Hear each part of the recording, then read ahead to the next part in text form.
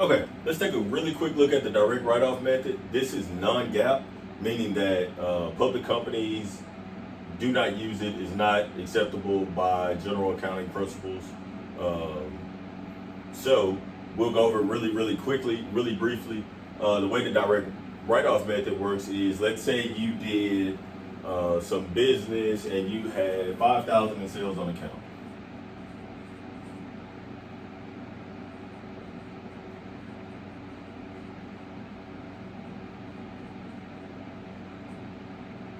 Okay, and then let's say a year goes by, a whole year. So we've collected most of that money.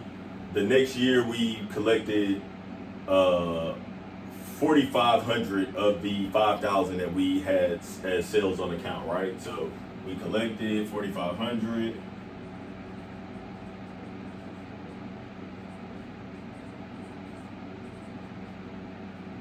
Okay, so that 500 that we did not collect, we're going to write that off directly to the income statement, and we're going to take a direct hit on AR, right? So what we're going to do is we're going to debit our bad debt expense.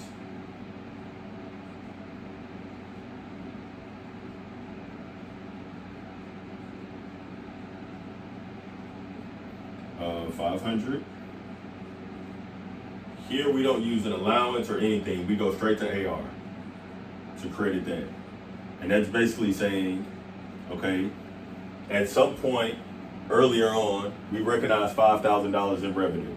Well, of that 5,000, we only collected 4,500. So 500 of that revenue we didn't collect. So we need to record this expense. What this expense does is help trues up the revenue account, because it's not a contra revenue account, but for the overall income, the overall impact of the income statement, it'll correctly reflect what happened. So you'll have sales on account of 5,000 as income for the period. Let's say we have no other expenses but bad debt expense.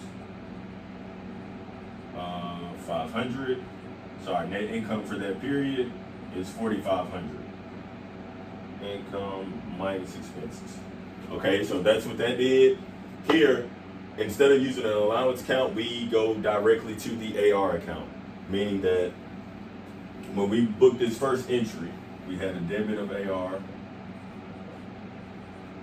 credit of sales.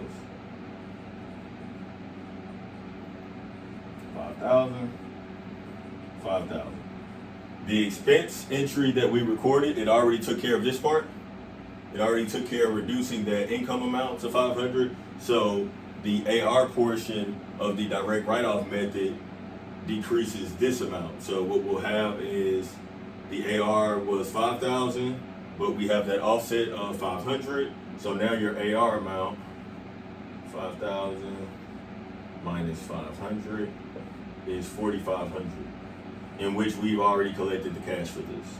So that's the biggest difference between the direct write-off method and the allowance method, is that, well, the biggest differences between the two is, one is GAAP, direct write-off is non-GAAP. The allowance method kind of leaves an allowance on the books, which is a contra asset account. The direct write-off method goes directly to AR and strips that amount out of AR.